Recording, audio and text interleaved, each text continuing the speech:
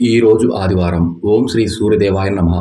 పూర్వం ఒకప్పుడు దేవతలకు, దైత్యులకు యుద్ధం ఉధృతంగా జరిగింది.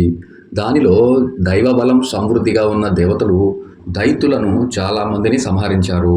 కొడుకులకు జరిగిన అన్యాయం గురించి తెలుసుకున్న దితి ఎంతగానో దుఃఖించి ఇంద్రుణ్ణి మట్టుపెట్టే కొడుకుని కోరుకుని పతి అయిన కశ్యపుణ్ణి సమ్మతితో ఆరాధించడం ప్రారంభించింది. ఆమె భక్తి తాత్పర్యాలకు సంతుష్టుడైన కశ్యపుడు ఇంద్రహంత అయిన కొడుకు పుడతాడు. కానీ నీవు శుచిగా ఈ గర్భాన్ని నూరేళ్లు ధరించాలి. అలా అయితే నీ కోరిక తప్పక నెరవేరుతుంది. అశుచిత్వం ఏ మాత్రం సంక్రమించినా నీ గర్భం చిన్నాభిన్నమైపోతుంది అని హెచ్చరిస్తున్నట్లుగా పలికాడు. అలాగే ప్రవర్తిస్తాను అని పలికింది దితి. ఇంతలో ఆమె గర్భవతి అయింది. శుచిగా గర్భపోషణ చేస్తుంది. ఈ విషయం ఎలాగో ఇంద్రుడికి తెలిసింది. ఒక ముసలి బ్రాహ్మణునిగా మారిపోయి దితి వద్దకు వచ్చి ఆమెకు పురాణ కథలు చెప్తూ నవ్వుతూ నవ్విస్తూ నమ్మకం కలిగేటట్లుగా ఉంటున్నాడు. అతడు నిజంగా బ్రాహ్మణుడే అని అనుకుంది. పాపం ఆ ఇల్లాలు తన జీవితంలో గతకాలంలో జరిగిన కష్టాలు సుఖాలు తీరుబాటుగా కూర్చొని అతనికి చెప్తూ వస్తుంది. వాటిని ఓపికగా విని సముదాయిస్తూ పొగుడుతూ వైరాగ్య బోధ చేస్తూ ధైర్యం ఉత్సాహం కలిగిస్తూ కాలాన్ని వెళ్ళిస్తున్నాడు ఆ మాయదారి బ్రాహ్మణుడు. ఒకరోజు సాయం సంధ్యా సమయంలో అవతలికి వెళ్ళి వచ్చిన దితి కాళ్ళు చేతులు శుభ్రం చేసుకోకుండా అలాగే పడక గదిలోనికి వెళ్ళి అలసటగా ఉండటం వలన పక్క మీద వాలింది. క్షణంలో గాఢ నిద్రలోకి జారిపోయింది. సమయం కోసం కనిపెట్టుకుని ఉన్న ఇంద్రుడు చప్పున అనురూపి అయి దితి గర్భంలో శ్వాసవాయువులో ప్రవేశించి వజ్రంతో గర్భస్థు శిశువును తెగ నరికి వేశాడు. ఆ శిశువు ఏడవడం మొదలుపెట్టింది. మారుడా మారుడా అంటూ 7 ఖండాలుగా తెగ నరికి బయటికి వచ్చాడు ఇంద్రుడు. ఆ ఖండాలు కూడా వెలుపలికి వచ్చాయి. ఈ లోపల దితికి తెలివి వచ్చి లేచి కూర్చుని జరిగిన దారుణాను కృత్యానికి గట్టిగా ఏడ్చింది. ఇక ఏడ్చి ఏమి సాధిస్తావు? మేము ఆ ఇంద్రుడి దగ్గరికి పోతున్నాము అని ఆ శిశుఖండాలు మారుదా మారుదా అంటూ రీతికి అనుగుణంగా మారుద నామంతో ఇంద్రుణ్ణి చేరి సహాయకర్ములై ఉంటున్నారు. అదే మరుద్గణం అని సూతుడు చెప్పగా విని అంతా ఆశ్చర్యం ఆనందాన్ని పొందారు. దుస్సంకల్పం ఎన్నడూ ఫలించదు అని ఒక మాట అన్నాడు భరద్వాజుడు. సాయం సంధ్యా సమయం ఆనాటి నుండి అసుర సంధ్య అనే పేరుతో వ్యవహారంలోనికి వచ్చింది. ఆ సమయంలో ఎవ్వరూ పడుకోకూడదు. అందులోనూ గర్భవతులు పక్క వేయకూడదు. దైవ ప్రార్థనతో ఆ సమయాన్ని గడపాలి.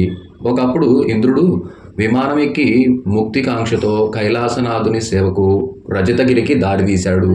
అక్కడ నివసిస్తూ ఒకరోజు స్నానం కోసం మానస సరస్సుకు వెళ్ళాడు. ఆ సమయానికి కుబేరుని భార్య అక్కడికి ఒంటరిగా వచ్చి సరస్సులో దిగి జలకమాడుతూ కనిపించింది. ఇంద్రుడు ఆమెను చూచాడు. ఆ దివ్య సుందర రూపాన్ని చూసి ఎందుకీ వ్యర్థమైన వైరాగ్యం, అలాంటి సుందరాన్ని పొందు అని విసవిసలాడిపోయాడు. తరువాత మన్మధుణ్ణి తలుచుకున్నాడు. వెంటనే మన్మధుడు ప్రత్యక్షమై దివిజేంద్ర నన్ను ఎందుకు పిలిచావు అని అడుగగా నిన్ను నేను ఎందుకు పిలిచానో చెప్తాను విను అని ఇలా చెప్పడం మొదలుపెట్టాడు. అదిగో అక్కడ ఉమాదేవిని అర్చిస్తున్న వన్నెలాడి ఎవ్వరో నా మనసుని ఆకట్టుకుంది. ఆ సుందరిని నాకు వశమయ్యేటట్లుగా చేయవలసింది అని అడిగాడు. ఆ మాటకు ఉబ్బి తబ్బిబ్బైపోయాడు మన్మధుడు. వజ్రపాణి ఇంద్రుడంతటి వాడు తన సహాయాన్ని కోరాడు. వెంటనే సమ్మోహన అస్త్రాన్ని వెంట సంధించి కుబేర పత్నిపై ప్రయోగించాడు. ఆ బాణం తగలగానే ధనద పత్ని అక్కడికక్కడే పూజ విడిచిపెట్టి ఏవేవో వికారాలతో చప్పున లేచి వింతగా ప్రవర్తించడం మొదలుపెట్టింది. ఇక నేను వస్తాను అని మన్మధుడు అంతర్ధానమయ్యాడు. ఇంద్రుడు మెల్లమెల్లగా నడుస్తూ వెళ్ళి ఆమెకు భారెడు దూరంలో నిలబడి ఉన్నాడు. ఆ సుందరి ఇంద్రుని చూసింది. చెప్పేదేముంది? చిరునవ్వు నవ్వి ఆమె ఇంద్రుడికి వశమైపోయింది. తరువాత ఆమెను విమానం ఎక్కించుకొని తీసుకుని వెళ్ళిపోయాడు ఇంద్రుడు. అలా తీసుకుని వెళ్ళి ఎవ్వరికీ తెలియని చోట మందరగిరి గుహలో ఒక రమ్యమైన ఖాగంలో ఉంచాడు. తరువాత చిత్రసేన చలికత్తెలు ఆమె ఎక్కడా కనిపించకపోవటంతో గుండెను నిబరం చేసుకుని కుబేరుడితో విన్నవించుకున్నారు. భార్య కనిపించకపోయేసరికి కుబేరుడు చుట్టుపక్కల అంతా భటులచే వెతికించాడు. అయినా ప్రయోజనం లేకపోయింది. భార్య లేని జీవితం నాకెందుకు అని అనుకుని చరమావస్థకు లోనయ్యాడు కుబేరుడు. ఆ దుర్దశలో ఆంతరంగిక మంత్రి అయిన కంటకుచ్చుడు వచ్చి, రాజా విచారించుకో, నా మాట విను. ఆమెను ప్రస్తుతావస్థలో కనుగొనటానికి తగిన మనశ్శక్తి కలవాడు నీ తమ్ముడైన విభీషణుడు ఒక్కడే. అతని వద్దకు వెళ్ళి అతన్ని బతిమలాడితే పని అవుతుంది అని హితబోధ చేశాడు. మొత్తానికి కుబేరుడు తేరుకుని విభీషణుడిని సహాయం కోసం లంకకు వెళ్ళాడు. గుణవంతుడైన విభీషణుడు కుబేరుడికి ఆప్యాయంగా స్వాగతాన్ని చెప్పి సముచిత ఆసనంపై కూర్చోబెట్టి తీరిపారా చూశాడు. అన్న, ఏమిటి సమాచారం? దిగులుగా ఉన్నట్లు నీ ముఖం చెప్తుంది. నాకు చెప్తే నేను చేతనైన సహాయం చేస్తాను. అసలు విషయం చెప్పవలసిందిగా సవినయంగా అన్నాడు. కుబేరుడు తన ఇల్లాలు అదృశ్యమైన వార్త చెప్పి ఎక్కడుందో తెలుసుకుని వచ్చేటట్లుగా చేసి తనకు అప్పచెప్పి తన జీవితం నిలపవలసిందిగా దీనోక్తిగా చెప్పాడు. విభీషణుడు ఆ మాటలు విని ఒక్క క్షణం ఆలోచించి, అన్నా విచారించుకు, మా వదిన ఉనికిని కనిపెట్టి భద్రంగా రప్పించే ప్రయత్నం చేస్తాను, ధైర్యంగా వెళ్ళు అని సముదాయించి పంపించాడు.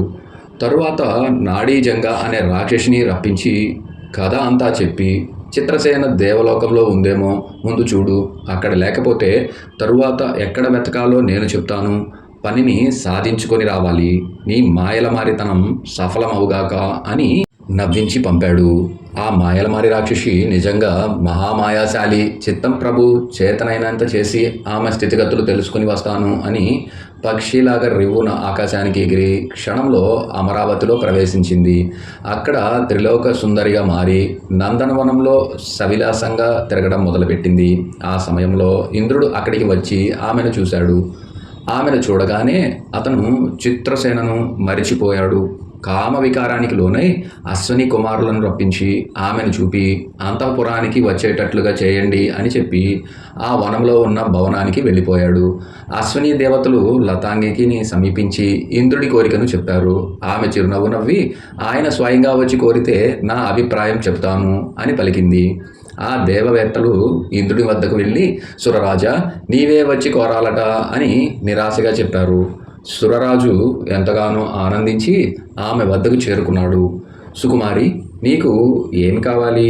నేను నీ దాసుడను, కటాక్షించు అని ఆకాంక్షగా అన్నాడు ఇంద్రుడు. అందుకు ఆమె, ఇంతవరకు నీవు వశపరుచుకున్న కాంతల్ని నాకు దాపరికం లేకుండా చూపించాలి. వారి అందచందాలు ఏపాటివో నేను గ్రహించాలి. ఆ తరువాత నేను నీ దానిని అవుతాను అని ధీమాగా బదులు పలికింది. తప్పక చెప్తాను రా అని రహస్య మందిరంలో ఉన్న సుందరిమణులను పేరు పేరున చూపించాడు. అందరినీ చూసింది. దేవరాజా, మాయామర్మం లేకుండా నా పట్ల ప్రవర్తించాలి. ఇంకెక్కడైనా ఎవరైనా ఉన్నారా? అలా ఉంచితే నాకు తప్పకుండా చూపించండి అని గంభీరంగా పలికింది.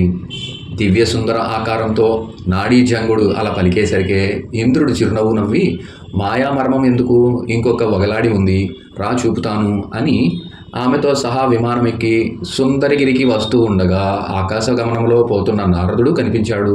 ఇంద్రుడు పుష్పక విమాన వేగాన్ని తగ్గించి సురమునికి నమస్కరించి, ఎక్కడికి ప్రయాణం మునింద్రా అని అడిగాడు. అందుకు నారదుడు, ఓహో ఇంద్రుడుగా, ఆ మానస సరోవరంలో స్నానానికి వెళుతున్నాను, క్షేమమా అని పక్కకు చూసి, ఓ నాడీజంగా, నీ సోదరుడు విభీషణుడు కులాసాగా ఉన్నాడా? ఏమిటి కథ? సురరాజు పక్కకు చేరావు, వస్తాను అని కైలాసం వైపు నారదుడు వెళ్ళిపోయాడు.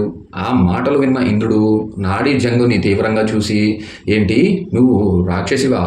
నీ నాటకాన్ని ఇప్పుడే కట్టిస్తాను రా అని మందరగిరి చేరువున విమానాన్ని దింపి కిందకి దిగు అని గర్జించాడు. నాడీజంగ కిక్కురుమనకుండా కిందకు దిగింది.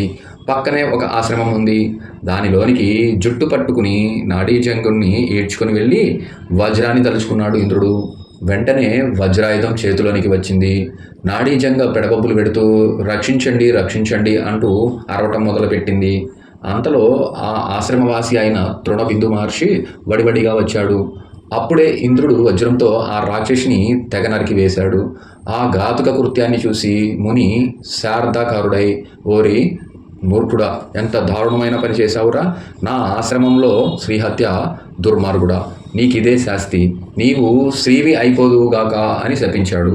దెబ్బతి దెయ్యం లొంగుతున్నట్లుగా శాపం చెవిన పడగానే ఇంద్రుడు భయంతో గజగజ వణికిపోయి మునీంద్రుడి పాదాలపై మొక్కి, నన్ను క్షమించండి మునీశ్వర, ఇది మహాదుష్ట, పైగా రాక్షసి కూడా. ఆ కారణం చేతనే దీన్ని చంపాను, క్షమించు అని ప్రార్థించాడు. అందుకు ఆ ముని ఇలా అన్నాడు, నా ఆశ్రమం పుణ్యధామం, ఇక్కడ ఎవ్వరికీ ఏ అపకారం జరగదు. అలాంటి చోట నా కళ్ళ ముందు శ్రీవధ సహించేది లేదు.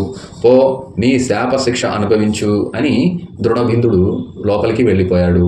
ఇంద్రుడు అక్కడికక్కడే శ్రీరూపాన్ని దాల్చి విమానరూఢుడై అమరావతికి వచ్చి అంతఃపురానికి వెళ్ళి సిగ్గుతో ముడుచుకొని వెళ్ళి మూల కూర్చున్నాడు.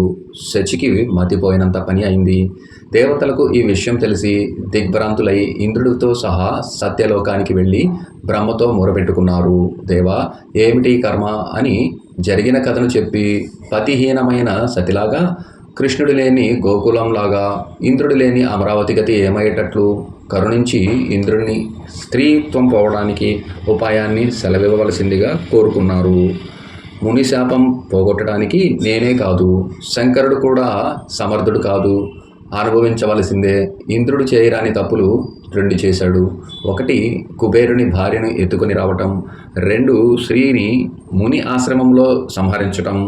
ఇవి అనరాని వినరాని మహాపాతకాలు. ఈ పాతక నివృత్తికి ఒకటే గతి. ఓం నమో నారాయణాయ అనే అష్టాక్షర మంత్రాన్ని శ్రద్ధాభక్తులతో 2 లక్షల సంఖ్యతో నిష్ఠాపరుడే జపించాలి. అలా చేస్తే ఈ శాప నివృత్తి అయ్యి స్త్రీత్వం పోతుంది. ఆ తర్వాతనైనా బుద్ధిగా శుద్ధిగా ఉంటే మంచిది, వెళ్ళండి అని ఇంద్రుని చూసి, విన్నావా, వెళ్ళు, నేను చెప్పినట్లుగా చెయ్యి, వృతార్థుడు అవుతావు అని కసిరి పొమ్మన్నాడు. ఆ తర్వాత ఇంద్రుడు బ్రహ్మ చెప్పినట్లుగా చేసి విష్ణుదేవుని అనుగ్రహానికి పాత్రుడై తన స్వరూపాన్ని పొందాడు. ఓం నమో లక్ష్మీనారాయణాయ నమః.